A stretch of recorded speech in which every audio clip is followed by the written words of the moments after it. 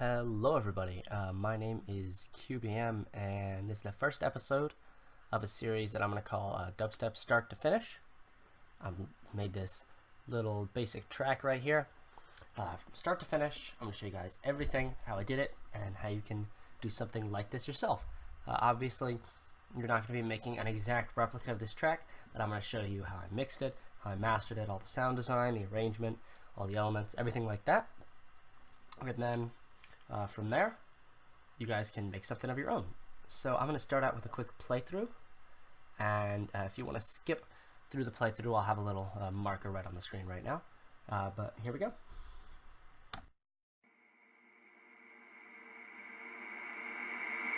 If you respond properly, it might give you sound. You'll be more famous dead than alive.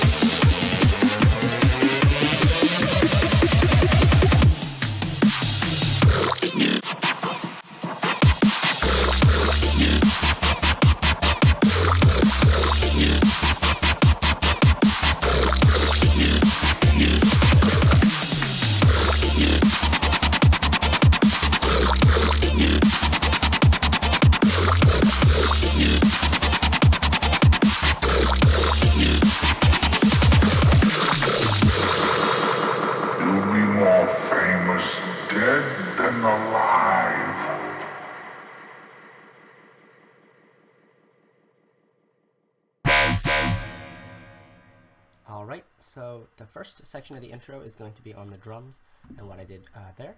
So let's go ahead and get started. Now for the drums here, for the kick and the snare, I used kicks and snares from the Nasco Kick and Snare Sample Pack. I'll have every sample pack that I can remember to linked in the description. If I can't remember the sources of some of them, I'll still list the name of them. But if for some reason I can't find them, they still will be in the description.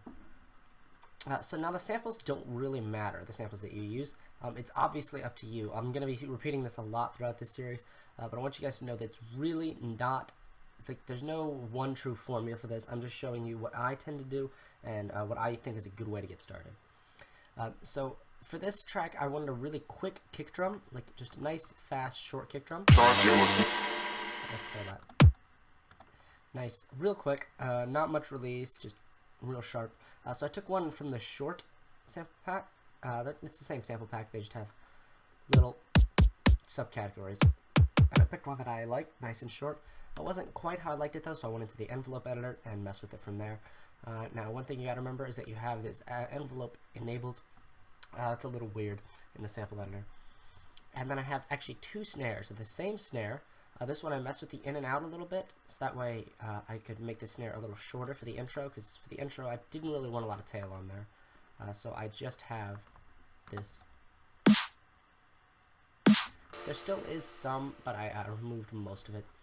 Now, for the cymbals, I took from the Terror Drum sample pack a lot. Now, I sidechained my hi-hat, but I'm going to get into that more in the mixing section. So as you can see, the hi-hat pattern is pretty basic. I have this closed hi-hat here, just playing simple eighth notes. And then I have quarter notes on the offbeat with a ride, I believe. No, this is just an open hat. And then I have a ride in quarter notes on the one. What I also like to do is I have a crash on the one as well. All of these are sidechained. I have a crash right here. Nice long crash, tons of decay. Then I also have a second crash, which is not technically choked, but the decay is a lot shorter on that. Just that I can play like right before.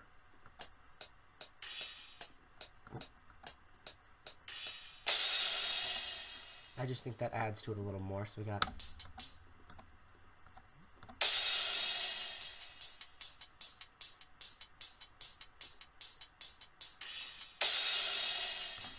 so there we have it for our hi-hats. And I think that's just about everything I did for the drums in the intro. For the main drums, and here we have our claps. I just took a small clap from, I think it was the Cymatics Savage for trap, I'm pretty sure. One small clap right here, and then another one. One takes up a lower area of the spectrum, which I've boosted more on that one, and the other one takes up a higher area of the spectrum, which I've boosted more on that one, just to combine, and some compression, and I just routed it into one mixer track, so that way if I wanted to easily adjust volume over time, I wouldn't have to add 2 automation clips. It would just be easier that way. Whenever I have multiple layers going into a sound, I usually like to bus up just to make everything easier if I need to go back and fix something. A lot of times that I don't, but it's always nice to plan ahead. Now it's time to move on to the effects. So I'm going to go ahead and show you guys through that real quick.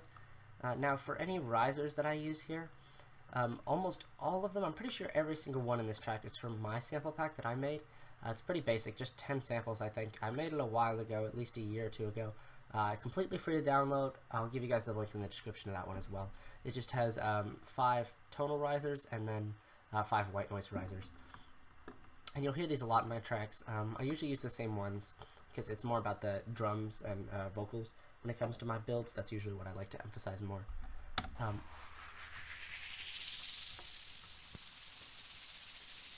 So I have the white noise one right here, which I use a little bit. Now you'll notice that I don't have this shifted, so that way it starts going down on the one. I might actually have it set so it's just off by 2 bars. Just because I figured it just a little bit more originality, even though it doesn't really matter that much. Just any little thing that you can do to set it apart matters. If your instinct is to do it this way, try it another way first. If it doesn't sound good, you can always switch it back. But if it does, there you go. You did something you wouldn't normally do. It's a little bit more originality you got in the track. Now, for the other effects, I think that's pretty much it. In the intro, we have this thing right here. If you respond properly and my theory is sound.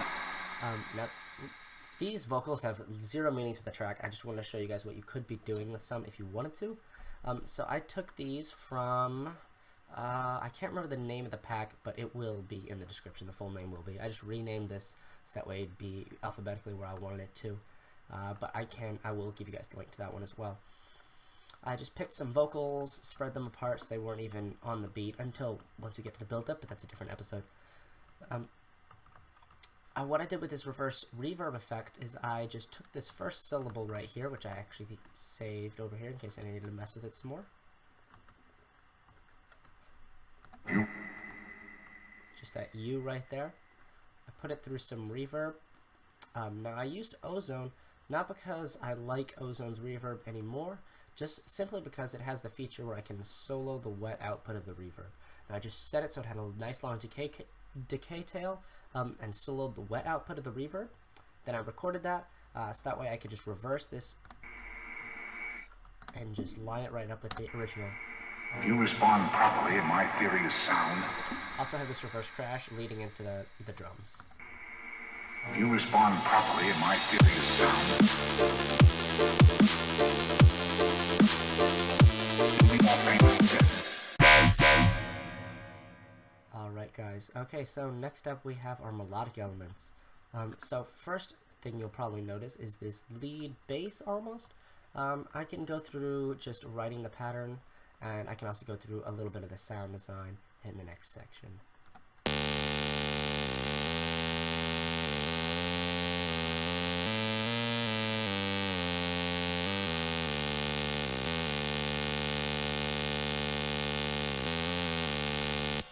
Okay, you guys get the idea there. So when it came to writing this, I didn't want anything staccato. I wanted it to be nice and long and held and sustained throughout the whole thing. And I knew I wanted some sort of low bass, so I pitched it down kind of low. Not much I can talk about here until I get to the sound design portion. I just wanted this little fill at the end right here too, which I don't actually think you get to, yeah, you only get to hear once right here. So that's just about it for the lead. Now we also have a couple background elements like this arpeggiator right here.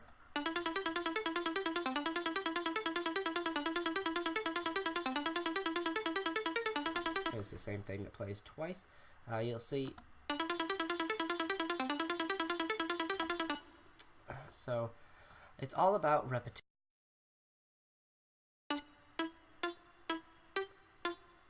So we start with this main phrase right here. And then we repeat it one more time with a variation. Then we repeat that whole section again with a little bit more variation at the end. And repeat that entire section again with a little bit of variation. And then we repeat that 2 times, just sort of twice as long, and then we do the entire thing again, but up an octave. So that's just about it for the arpeggiator. Now we also have these offbeat chord stabs right here.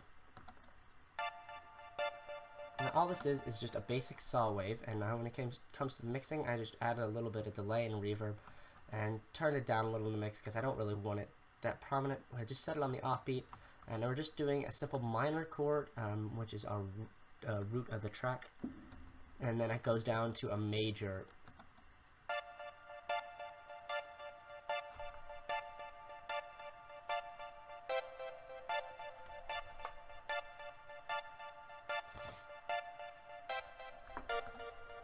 Just very basic chord progression. Since it's mostly in the background, it didn't really matter that much. And now we also have a repetition of this element down here in a piano. Now I actually didn't use a VST for this piano. I have a digital piano next to me, which I can't remember if it's in some of my new videos or not. I just recorded it in there, and I placed some of the same effects on there. Same thing, same pattern. Now we're going to move on to our sound design portion. Now this is pretty basic because most of the heavy sound design is obviously in the drop. You can have more complex sound design in the beginning, and that's always welcome. Just for this track, I wanted to keep it nice and simple in the beginning, and then add some more of the tricks and stuff once we got towards the drop, which is usually what you're going to hear. Now when it comes to that lead, it's just a nice low saw wave right here. Which I have also a little bit of a square wave, with an octave up, and the square wave is being high passed, just that way we can get some of those top frequencies there. Ooh, that's the noise, my bad. Oh yes, that's right, I forgot, it's only, the square wave's only for FM in this patch, which might seem like it's doing nothing right now because the FM is all the way down, but when I turn this macro up, which is our riser macro, which we will get to in a minute, you'll see what that does as well. Now we have some tube distortion on there, compressor, and the reverb, which doesn't actually, there's no reverb on there at all in the actual patch. We have some in post. This reverb is being automated by the macro. And next we have our stab, which is just a basic saw stab. Just incredibly basic, 5 voices of unison, and that's literally it. And here we have our ARP, which is just two basic waveform types with a little bit of FM on there, a filter, compressor, just your basic effects at the end. Add a little bit of a reverb filter just to give it some extra harmonics. Add a little bit of hyper dimension, not really any of the dimension, just turn the mix all the way down. Just a little bit of hyper, just that way we could get some more stereo within the sound there. Compressor just to change the tone, a little bit of reverb of course, and the EQ just to cut those lows. And I think I'll also cut the lows in the post as well. Oh, nope, nothing in post for once. Just keep it nice and basic. And those are all of our sounds in the intro. And now we're going to move on to the effects. And now we're going to move on to the automation section.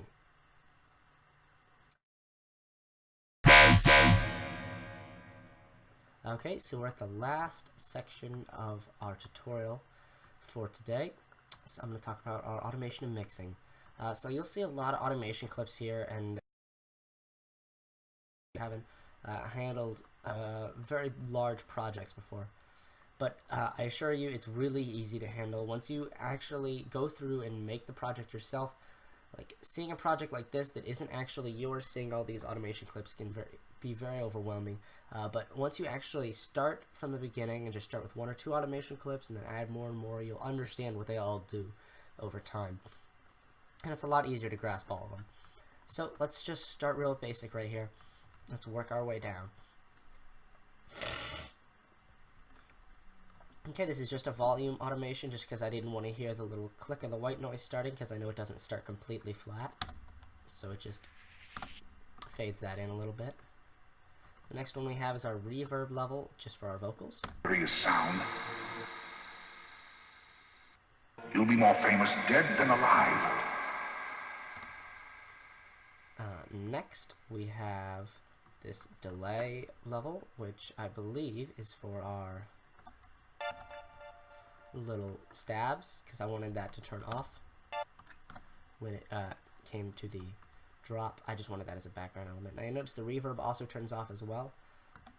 Let's see which channel. There we go, 27. What I did right here is I right clicked this, I hit link to controller, and then I just went down there and selected the one that I wanted and just made sure what's that setting called? Remove conflicts was disabled, otherwise that can cause some problems. And then all it does is it just makes sure that with this delay automation clip, the reverb follows it exactly. So if you look down here, you'll see they follow each other exactly. Now obviously you could just do 2 automation clips, but the more you add there, even if it doesn't add that much more of a load onto your CPU, it's just a lot easier to look at and understand. Now next we have, oh, we already did this reverb. This is a macro which doesn't actually affect our intro, it's just for one of the basses. This one is a drums automation clip, which kind of affects the intro. It just stays completely open the whole time, but it does start changing a little later during this second build up.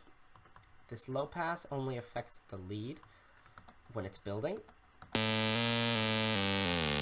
Which brings me to our next automation clip, this one right here, which just changes the octave of the lead, like so.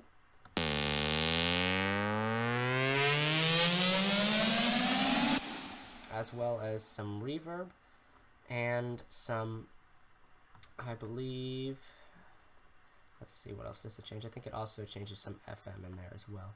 Yeah, it's all linked to this macro in Serum. Okay, and next we have this filter, which only affects one of the basses, so that's not really of any issue. And lastly, this reverb here, which only turns on for some extra reverb on one of the basses at the end. So I think that's just about everything. These all are for the build-up only. Okay, so that I will see you guys in the next episode, where we're going to be talking about the 2 build-ups here, and then we're going to go on to the drop and some mixing and mastering at the end. If you guys enjoyed this, be sure to leave a like, leave a comment letting me know what you want to see next, what genre you want to see after I finish this series. Let me know. I take in every comment, every single one that I can see. So I hope you guys enjoyed this, and I'll see you guys next time. What is this chat? Subscribe to QBM? Okay, well I guess that counts then.